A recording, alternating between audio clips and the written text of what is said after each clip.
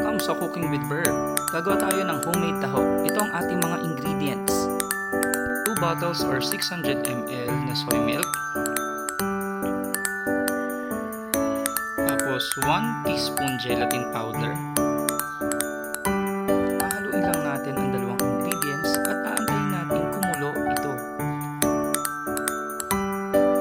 At pag kumulo na, handa na natin ilipat ang ating ingredients sa ating lagayan.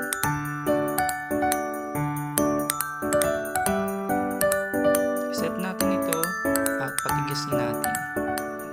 Ngayon naman ay gagawa tayo ng ating tapioca. Meron tayong 5 cups of water at ilalagay natin ang half cup ng tapioca kapag kumukulo na ang mainit na tubig.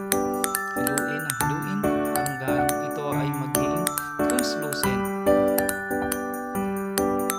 Yan, i-drain natin at i-set aside din muna natin ang ating mga tapiocas.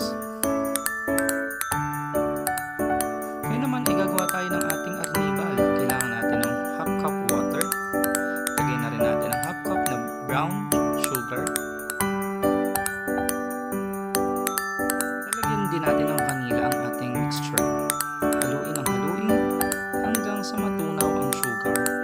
Hayaan ito hanggang ito ay kumulo at palamigin natin ng konti bago natin ilagay sa ating taho. Ito na ang ating finished product.